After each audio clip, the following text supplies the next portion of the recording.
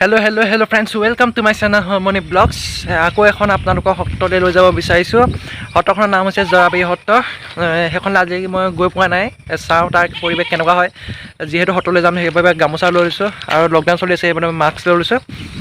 Ready হৈ গ'লোঁ, গতিকে আহক ভিডিঅ'টো আৰম্ভ কৰোঁ। A few moments later. আহি আছোঁ এতিয়া সত্ৰখনলৈ, আৰু এই দেৱাইতালৈ অকণমান আলিমৰ ৰ'বলগীয়া হ'ল।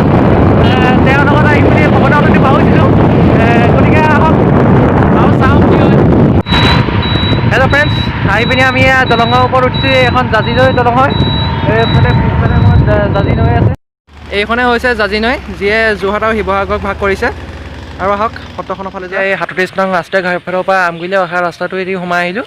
সোমাই আহি পিনি এইখন এয়া গেট হৈছে, য'লৈ আমি যাম।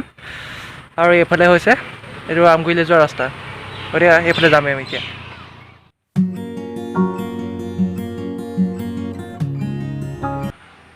চ' এইফালে সোমাই আহিলোঁ। এতিয়া যাম আমি এইফালে। এইখনে হৈছে সত্ৰৰ আলিমূৰৰ গেট, মেইন গেট বুলি ক'ব পাৰি। এইফালে কি বেছিকণ নহয়, পামগৈ এতিয়া। চ' চাই থাকক ভিডিঅ'টো, শেষলৈকে চাব, স্কিপ নকৰিব। এতিয়া সত্ৰখন চামগৈ আহক। ফাইনেলি ফ্ৰেণ্ডছ, সত্ৰখন পাই গ'লোহি। সত্ৰৰ ভিতৰলৈ যাওঁ এতিয়া। এয়া সেইটো বাটচৰা হয়, এইফালেদি সোমাই যাম এতিয়া। পৰিৱেশটো বৰ ধুনীয়া যেন লাগিছে দেই।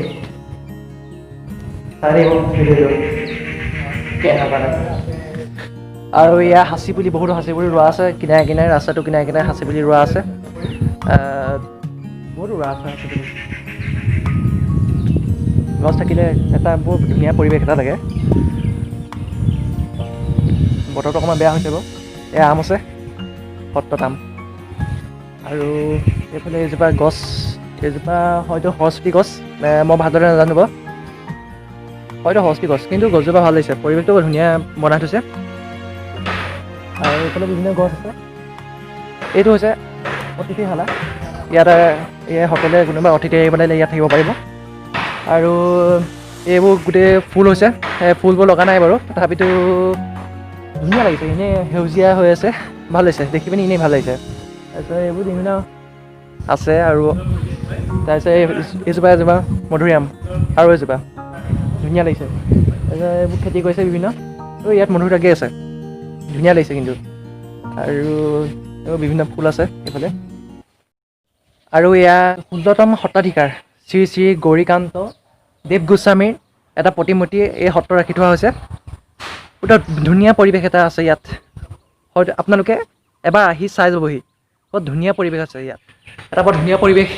সত্ৰখন বৰ ধুনীয়াকৈ বনাই থোৱা আছে, একদম বগা ৰং দিয়া আছে, বৰ পবিত্ৰ পবিত্ৰ লাগিছে।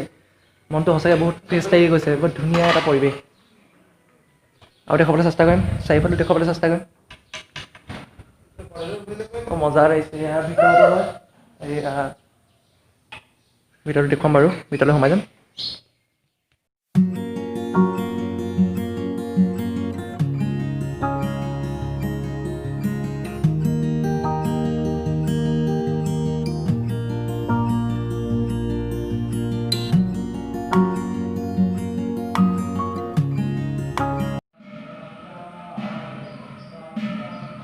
এয়া সত্ৰখনৰ প্ৰভু ঈশ্বৰে নাম প্ৰসংগ কৰি আছে।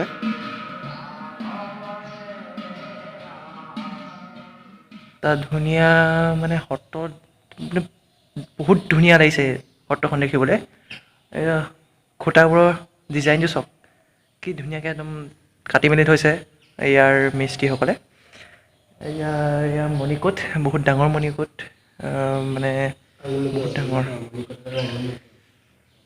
বহুত শান্তশিষ্ট একদম জেগা, বহুত পবিত্ৰ এডোখৰ জেগা, বহুত একদম ইয়াত অকণো হাই হুলস্থুল নাই, বহুত মানে শান্ত। আপুনি ডাঙৰকৈ মাতিব লাগিলে ইয়াৰ ভিতৰত বহুত ডাঙৰকৈ ইক' হৈ যাব, এনেকুৱা ধৰণৰ।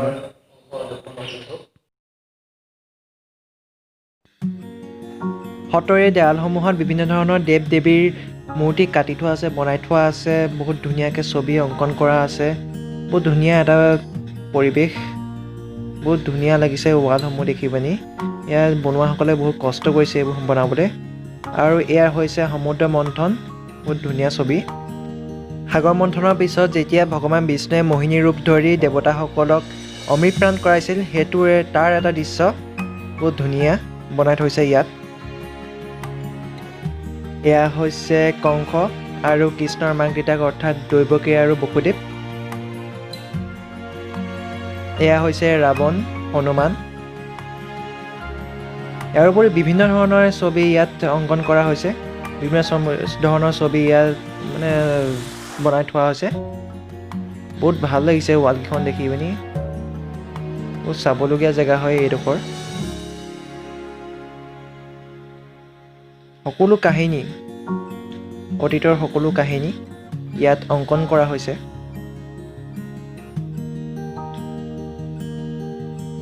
মহাভাৰত, ৰামায়ণ সকলো ইয়াত সন্নিৱিষ্ট হৈ আছে। মোৰ ফোন নম্বৰটো ডেছক্ৰিপশ্যনত দিম বাৰু। আপুনি যদি ইয়ালৈ আহিব বিচাৰে তেনেহ'লে মোৰ লগত কণ্টেক্ট কৰিব পাৰিব। জৰাবাৰী সত্ৰৰে অতিথি গৃহ। ইয়াত কোনোবা অতিথি আহিব লাগিলে ইয়াত থাকিব পাৰিব। বহুত ধুনীয়াকৈ বনাই থৈছে। বহুত মানে ডিজাইন মানে ধুনীয়াকৈ বনাই থৈছে। বহুত ধুনীয়াকৈ বনাই থৈছে।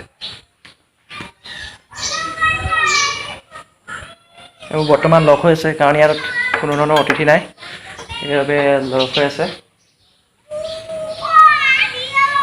বাৰু বাকী চাহ হওক। এতিয়া মানে সত্ৰখনৰ কিছু দৃশ্যাংশ দেখুৱালোঁ আপোনালোকক। এতিয়া ইয়াৰ পিছফালে আছে দুটা পুখুৰী, এইটো এটা আৰু এইটো এটা ডাঙৰ ডাঙৰ পুখুৰী। হয়তো ইয়াত মাছ আছে। বহুত ধুনীয়া পৰিৱেশ, ধুনীয়া বতাহ মাৰি আছে, একদম মজা লাগিছে। মনটো একদম ফ্ৰেছ ফ্ৰেছ লাগি গৈছে, ধুনীয়া লাগিছে।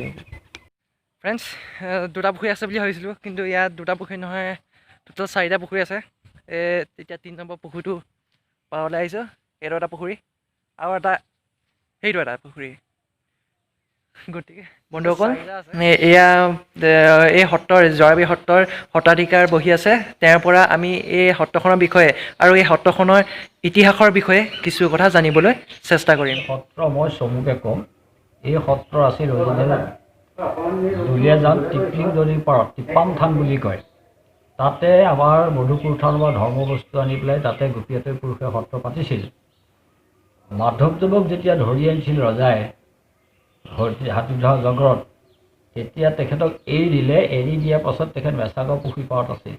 তাৰ পৰা পদব্ৰজে আহি পেলাই ধোঁৱাহাটলৈ যাবলৈ আহোঁতে এই স্থানতে বিৰলা প্ৰসংগৰ সময় হ'ল। ইয়াতে গা পা স্নান কৰি তেখেতে বিৰলা প্ৰসংগ কৰিবলৈ লওঁতেই বলাই নামে এহাল বুঢ়া বুঢ়ী আছিল। তেওঁৰ বাৰীত জৰা টেঙা আছিল আৰু মালভোগ কল আছিল। এই গুৰুজনক আনি দিব্যপুৰুষ দেখি পাই গুৰুজনক দিলে। গুৰুজনে তাতে নাম প্ৰসংগ কৰি ভোজন কাৰ্য কৰিলে। কৰাৰ পাছত গুৰুজন গুচি গ'ল, ঢেকীয়া খোৱালে, দিহালে। তাৰপাছত সেই বুঢ়াক ক'লে, তুমি এই চাকি এগছ জ্বলাই ৰাখিবা। এতিয়া বুঢ়াই ইয়াতে চাকি গছ জ্বলাই ৰাখে। আমাৰ যিজনে মধুপুৰ থানৰ পৰা ধৰ্মবস্তু ধৰি টিপাম নদীৰ পাৰত আছিল, তেখেতে কমলাবাৰীলৈ অহা যোৱা কৰে, মাজুলীলৈ। এই অহা যোৱা কৰোঁতে এদিন তেখেতক লগ পালে, পাই পেলাই ক'লে যে মাধৱদেৱে ইয়াতে জৰা টেঙা ভোজন কৰিছিল, গতিকে এই স্থানতে আপুনি সত্ৰখন তাৰ পৰা উঠাই আনক, ইয়াতে পাতক। তেতিয়া তেখেতে আহি জেগাডোখৰ চালে, হয় বৰ সুন্দৰ জেগা। তেতিয়া শিৱসিংহ ৰজাক জনাই পেলাই সত্ৰখন ইয়ালৈ উঠাই আনিলে। উঠাই আনি ইয়াতে এই জৰা টেঙা গছ কাটি মেলি তাতে নামঘৰ মন্দিৰকোট সানিলে। তেতিয়াৰ পৰা এই সত্ৰৰ নাম জৰাবাৰী হ'ল। সত্ৰ উদাস, মাধৱদেৱো উদাস আৰু এই সত্ৰও উদাস। এইদৰে পৰম্পৰাভাৱে চলি আছে।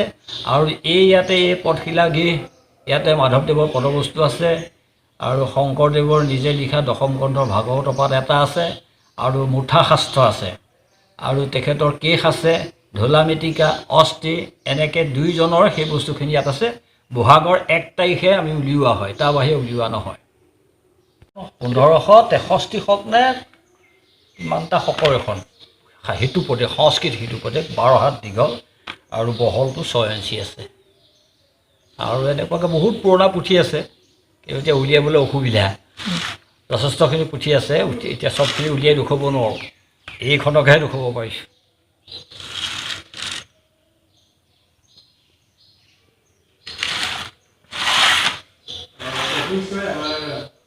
চ' ফ্ৰেণ্ডছ, আমি গম পালোঁ যে সেই পুথিখন সংস্কৃতত লিখা আছে আৰু বহুত দীঘল হয়, মানে বহুত পুৰণি যুগৰ হয়। আৰু ভিডিঅ'টো ইমানতে সামৰণি মাৰিছোঁ। যদি ভিডিঅ'টো ভাল লাগিছে লাইক কৰিব, কমেণ্ট কৰিব, ছাবস্ক্ৰাইব কৰি বেল আইকনটো প্ৰেছ কৰি দিব, যাতে মই আৰু নতুন ভিডিঅ' এনেধৰণৰ নতুন ভিডিঅ' আহিবলৈ আহিলে আপোনালোকে পোনপ্ৰথমে পাব পাৰে। চ' এতিয়া আমি ঘৰলৈ যাম। Bye bye.